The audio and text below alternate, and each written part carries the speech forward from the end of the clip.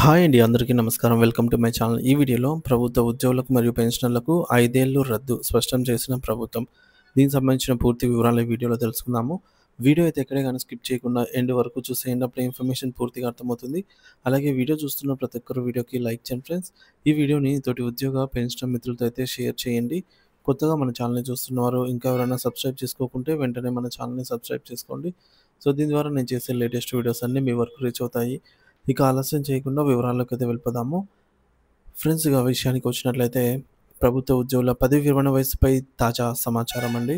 స్పష్టత.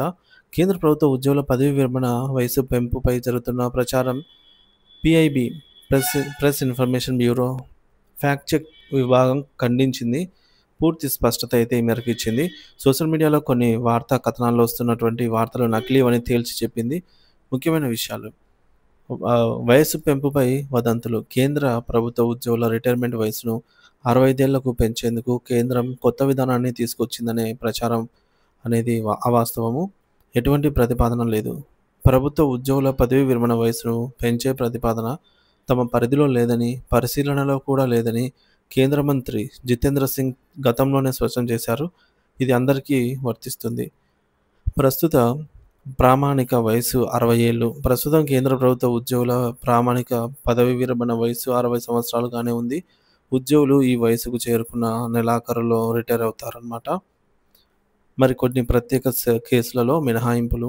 అయితే కొన్ని ప్రత్యేక రంగాల్లో పనిచేస్తున్న ఉద్యోగులకు మాత్రం రిటైర్మెంట్ వయసులో మినహాయింపులు అయితే ఉన్నాయి. ఇవి సార్వత్రిక నిబంధనలు కావు. ప్రత్యేక విధి విధానాల ప్రకారంగా వర్తిస్తాయి. మొదటిది వైద్య నిపుణుడు. భారతీయ రైల్వే వైద్య సేవ, కేంద్ర ఆరోగ్య సేవ, ఆయుష్ మరియు సంబంధిత విభాగాల్లోని వైద్య నిపుణులు 62 ఏళ్ల వరకు పదవి విరమణ చేయవచ్చు. బోధన, క్లినిక్ కేర్, ప్రజారోగ్య కార్యక్రమాల్లో పనిచేసే ఉద్యోగులకు రిటైర్మెంట్ వయసు 65 సంవత్సరాలుగా అయితే ఉంది. Central armed police force CAPF మరియు అస్సాం రైఫిల్లోని జనరల్ డ్యూటీ మెడికల్ ఆఫీసర్లు కూడా 65 ఏళ్ళు. ఇక నర్సింగ్ ఫ్యాకల్టీలో విషయానికి వచ్చినట్లయితే బోధనా స్థానంలో కొనసాగితే నర్సింగ్ ఎంఎస్సి డిగ్రీ ఉన్న నర్సింగ్ ఫ్యాకల్టీ కూడా 65 ఏళ్ల వరకు రిటైర్మెంట్ కొనసాగించవచ్చు.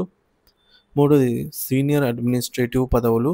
క్యాబినెట్ కార్యదర్శి, రక్షణ కార్యదర్శి మరియు విదేశాంగ కార్యదర్శి వంటి సీనియర్ అడ్మినిస్ట్రేటివ్ పదవులు కలిగిన ఉన్నవారికి అసాధారణ పరిస్థితుల్లో 60 ఏళ్లకు మించి పరిమిత పొడిగింపులు పొందవచ్చు.